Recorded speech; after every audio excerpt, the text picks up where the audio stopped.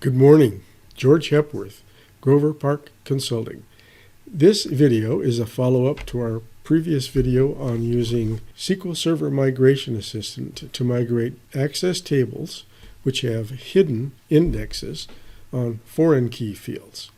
In this video, I'll explore in more depth what those indexes are, or what I believe they are, how they are created, why they are there, and what happens when we try to migrate them to SQL Server using SSMA.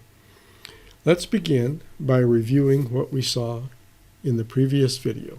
SQL Server Migration Assistant for Access, or SSMA for short, does not identify or migrate these hidden indexes which are created on foreign key fields in access tables. There's no warning before or after the migration that the indexes exist, nor that they were ignored. In part 1, we explored how those indexes appear, how we identified them, what we have to do to bring them to the surface, expose them, and speculated about why they are probably created. Today we'll follow up in more detail on that second point, why they are there, and we'll also look at a demonstration of the problem when using SQL Server Migration Assistant. Let's look at the access database we're using for our example. In the VBA IDE, the sub we're using in this example, called list indexes, loops over whatever table we pointed at, in this case table blood pressure, prints out the name of the table, the name of the index or indexes on that table, whether or not each index is a primary key, and the name of the column to which that index is attached. Let's run it. And it reports, as we saw in the previous video, primary key on pressure reading ID and a second index called tblPeopletblBloodPressure on the person ID field. If we open the table in design view, we only see the primary key index visible here. I had previously speculated, based on the name of this field, that this in fact is related to the relationship itself and not to the field to which it is attached. The next step will confirm that. I'm going to uncomment this line. This time when we run the sub, it will reach this line and attempt to drop this index. We'll see what happens.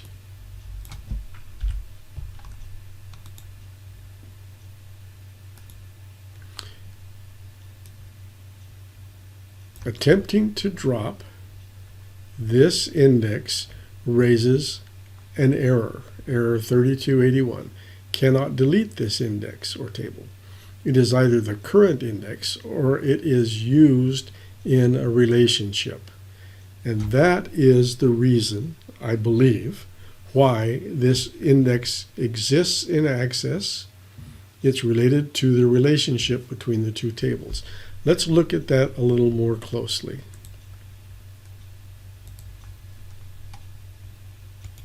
In our relationship window, we have referential integrity enforced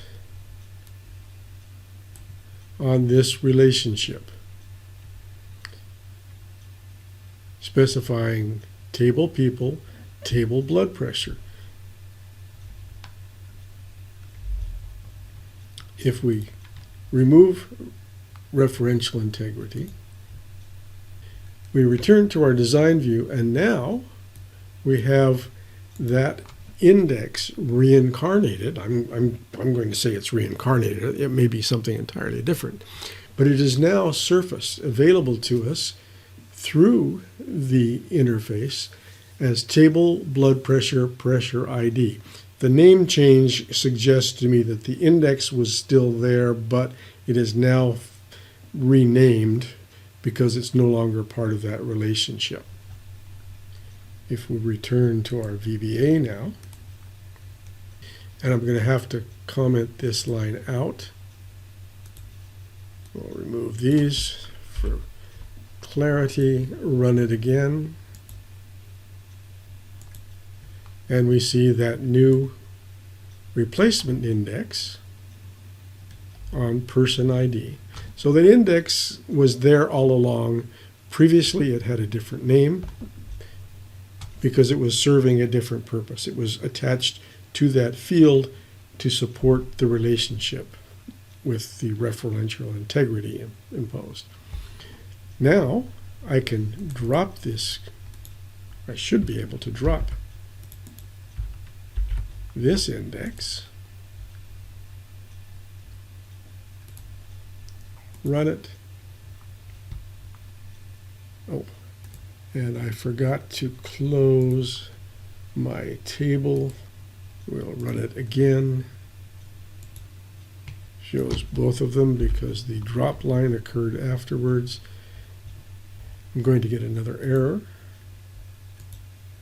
because I'm trying to drop an index which no longer exists. It was dropped in the previous run.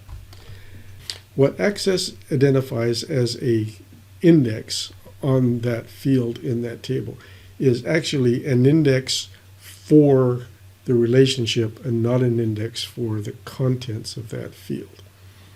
The fact that we can drop it when it's not part of referential integrity, that we can't drop it when referential integrity is enforced, and the fact that the name is changed when we do drop referential integrity, all add up to me, in my mind, this is not an index of the sort we're looking for when we want to migrate our indexes from Access to SQL Server using SSMA. I'm going to illustrate that very quickly with SSMA as an exercise for completion. But I think this confirms, at least in my mind, what is really going on here, what's underlying this entire hidden index. To save time, I went ahead and created the SQL Server Migration Assistant project for this particular database, the Medical Readings Tracker.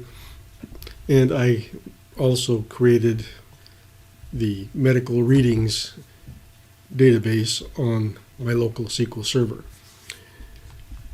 Before we actually run the first steps, I would like to point out a couple of things about what SSMA says regarding our tables.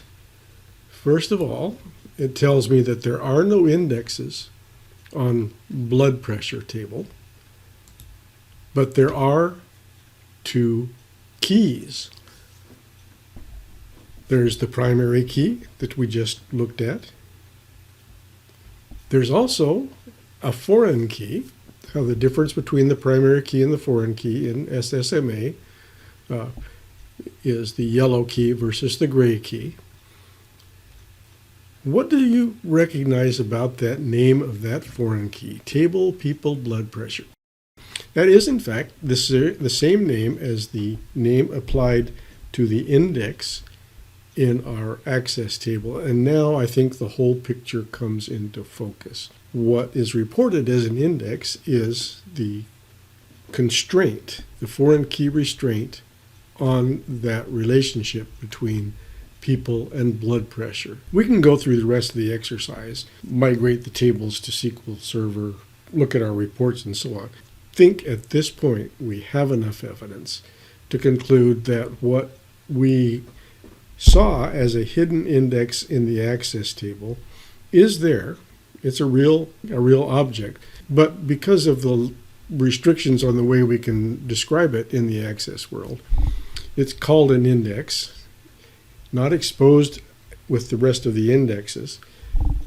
SQL Server Migration Assistant sees it as a foreign key constraint and places it in that node with the other keys. This to me is pretty convincing that the reason SSMA doesn't and can't migrate that as an index is that it's not an index in the same sense of other indexes we might see. I'm going to create a report. SSMA has analyzed all of the tables and other objects in my database and prepared this report, which appears as HTML in a subfolder underneath the project. It identifies 69 objects, 6 errors, and some warnings. It tells me that it's going to take about 6 2/3 hours to correct all of the problems that it identified. SSMA does a great job of automatically migrating a lot of things, but it also does a great job of identifying areas where manual intervention is required. I'm going to ignore queries. That's not the focus of this particular investigation. There's blood pressure. It shows me no actual errors on that table, but it does identify, again, the 2 keys. Combining this report, which tells me, again, it's going to take about 6.5 hours, 6 2/3 hours to correct all of the problems that SSMA found before I even migrate, before I even attempt to migrate. And what we've already learned by examining the Access database with our little procedure, we come to the conclusion, or I have come to the conclusion, which I think I can now substantiate and defend. This index, which I started out thinking was a problem because it was hidden in the Access interface, turns out to be something entirely explainable, entirely logical within the overall design and limitations of the Access database engine.